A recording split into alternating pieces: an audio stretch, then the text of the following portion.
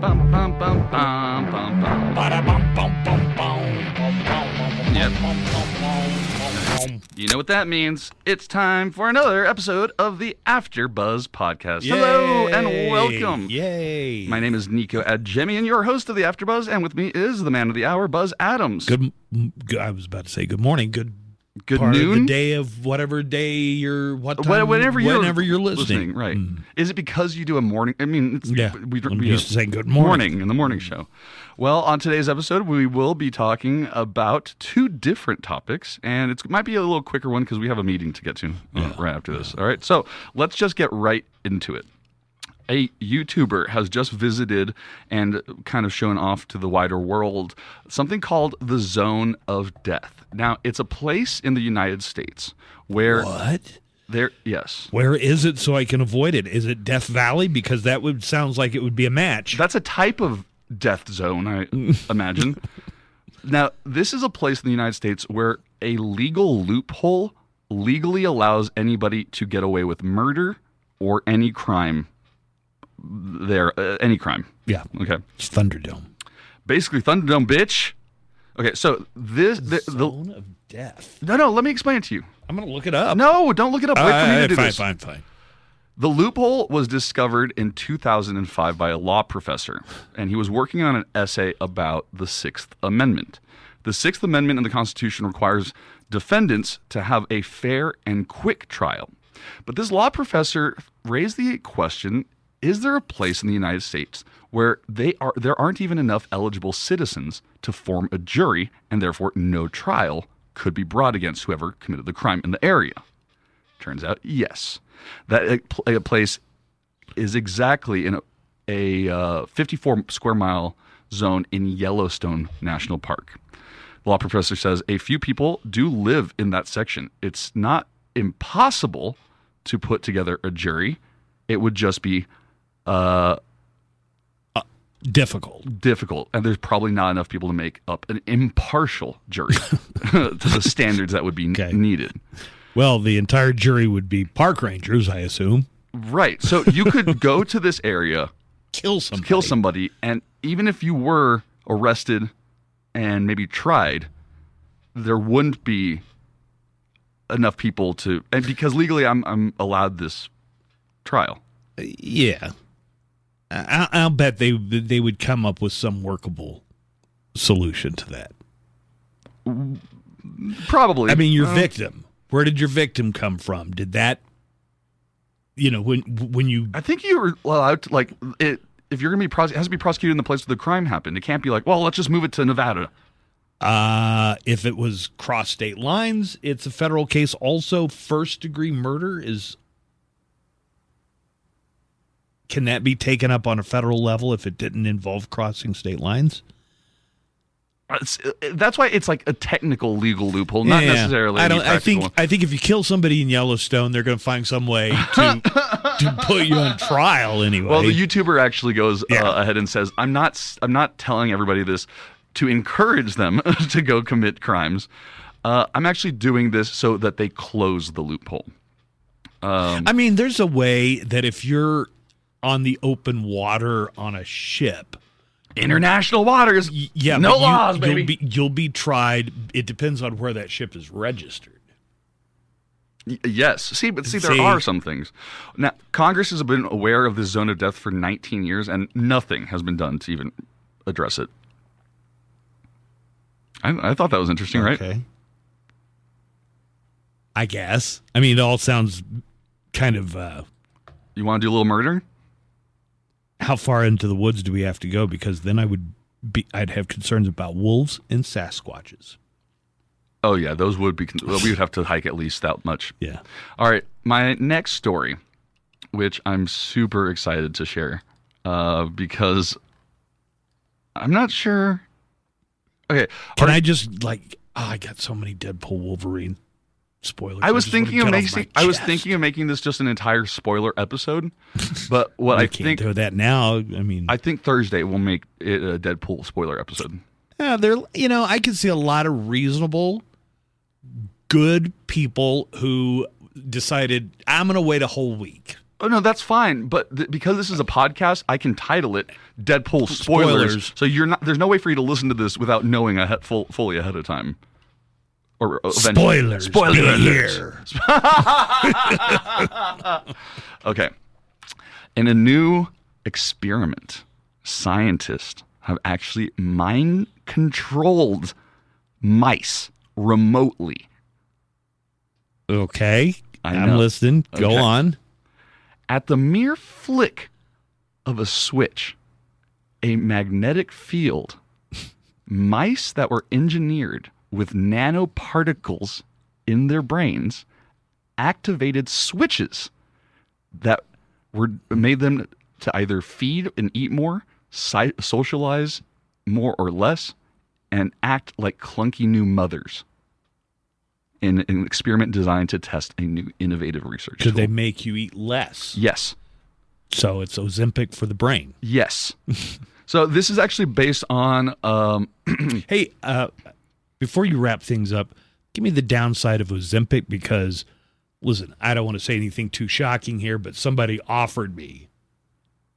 Not like a full supply, but like, hey, you want to give it a try? I got some. Oh my God. You're making it sound exactly how the South Park Ozempic special made it. Those moms sound like give me a hit of one of your Ozempics. It's like you're trading secret drugs. Mm-hmm. What, you got a guy? I didn't solicit for it. Somebody just said, hey, I have these. So if you know what the actual health risks are, does it damage your organs? Well, what would happen when you run out? I don't know. Just see if I guess I would either try and finagle my own prescription, and it could be Mounjaro as well. Sure. Or Wegovy. Any of or the, Splish Splash. I was taken aback. What was the one? There was one, and one of the moms is on this other thing. Oh, I'm on so and so, and I thought, okay, well, that's got to be a joke one. But then I found out, no, that's a real Ozempic mimic as well. Oh, I'm not sure. I don't remember. Yeah, that was a great episode. It's hilarious. I now hate, with a seething, white-hot hatred, the American healthcare system and how it's all tied up. And pharmaceutical companies. I don't hate pharmaceutical companies. They provide valuable services. Yeah, but that semi-glutide, you saw how cheap it was, and you saw how the markup. I say we open our own compounding pharmacy. Do you want to know the side effects? I mean, extreme nausea, bad farting, and digestive issues. And it just makes you not hungry? Yeah. Not hungry at all. Randy, aren't you going to eat that? No, I'm okay. Yeah. In the episode, it's just no, I'm good. Yeah. It's perfect. It was a great episode. Okay, so that's actually kind of what they did in this experiment. Switched off or on something in the mouse's brain. Right. And what they did is they used magnetic fields, and there's a new field of research and therapy. You can go to a psychologist or psychiatrist now. It's called TMS, or trans magnetic stimulation, and they put basically a real powerful magnet around your head, and it bathes the neurons in magnetism, which actually switch on electrons. It basically makes electrons. And this is mainstream medical science? Yeah. Okay. Yeah, absolutely. I'll just take a sound bath. Oh, it's not the same at all. Oh. But they're using magnetism to stimulate larger parts of your brain, different parts of your brain. So this technique, this experiment, did it surgically, not just bathing a whole area of your brain in magnetism. They grew these mice, and they were able to grow them with, basically they built circuits in their brains where they wanted them, and then they used a switch of magnetism to just flip on that switch. Hey, agree or disagree with this statement? Anything they do medically or experimentally with mice, they could probably do it with humans, or is it so different? Mice are... I know they use mice because nobody really complains if mice are... No, that's not necessarily... It's all about the model. So, does what you're doing the thing on... is it a good model for what eventually... And mice actually are a good model. The brain of the mouse is not I mean, ours is much more complicated and bigger, but it's fundamentally not any different. It doesn't work that differently. Mm-hmm. So, it's a good model. Yeah. But every time there's some kind of development, it's well, they did this with mice. I'm thinking... So I think probably they could do it with humans. Well, the reason mice are good because you can grow them, basically. Like mice are born within a few days. And you go through several generations, see how it affects all of them, right? Yeah. And so I think it's just an easier model and animal to work with at the beginning stages. One of the freakiest medical pictures I've ever seen. I don't know if you remember it, but it was like 20 or 30 years ago. Is it the monkey with the brain open and they're like pushing stuff in it? It's a mouse, and they're growing ears for people who had their ears cut off or lost an ear, or maybe they were born, with a defect they didn't have, and it was growing a human ear, a perfect human ear on the back of the mouse. Yeah, that's wild. Do you remember that? Yeah. They've grown weirder stuff off of mice now. Right. I've actually gotten to go to the animal research lab at Texas Tech here, where they, all what did they have? Did they have chimpanzees? Do they have chimps? I think they do have chimps. Yeah. I feel really bad. Those are definitely the bad guys in the Planet of the Apes reboot, the first one. You did this to us. You experimented. Anyways, what do you think of this new mind control technology? They were actually able to turn a switch on and make the mice socialize more or less, eat more or less. I would like to think that humans have fundamentally higher brain functions than mice do, but maybe not. Maybe it's just a matter of pushing buttons and sending electrical stimulation. Oh, yeah, absolutely. You know what I mean? But I think that humans would have the capacity to say, wait, why am I acting so bizarrely? And then your self-awareness is going to affect whatever. Well, you might not think of it as bizarre, just like how Ozempic making you not eat anymore. You might not even register. No, I'm good. Yeah, exactly. That you wouldn't think of that as like I'm not good. I'm good. Yeah. Yeah. And they can now do this with a switch, which means somebody could be in a different room, a different city, and then turn this on, you might start to act or feel a certain way. Mm-hmm. I'm sure that there's some version of this, but like if I've got a lot of things to do and I've got a little bit of time to do it, I knuckle down and I get so motivated and I do it. It's like, I ought to be living my life like this every day. God, I wish they could stimulate my brain so that I'm always like, energetic, do you know what I mean? Energetic and ambitious and energetic and ambitious and goal oriented and forward thinking with follow through. It's like when I've got something I've got to do, I get in there and get it done, and I don't even think twice about it. In fact, I kind of love it. I know what you mean. Yeah.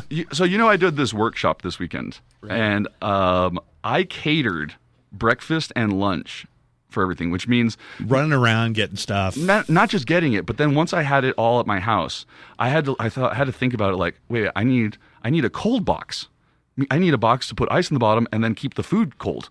Okay. And then I need another box to carry all of the plates and tablecloth and this and that.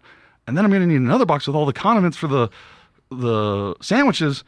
And so I did all that organizing by myself. And anyway, my point is I was motivated, like you're saying. I had to get it done. There was no way for me to put it off because everybody would complain. If there were some scientific advancement in the form of what you're talking about with the mice or even pharmaceuticals, you would take it immediately. I would be interested in finding out more about that. Okay. Yeah. You know? I agree. I think remember that's probably Limitless. The Limitless movie with Bradley Cooper? Yeah, you're basically okay. You know what? I've been thinking about this for a long time. Some people are going to say, "Well, that's math." I feel like all of they're not wrong. I feel like everybody has these feelings and I think it's easy to look at other people who are like really motivated and really doing their own stuff and be like, "What do they have that I don't? What do they have that I don't necessarily have?" And it might not necessarily be that they have anything different. Their brain is just working differently. You know what I mean?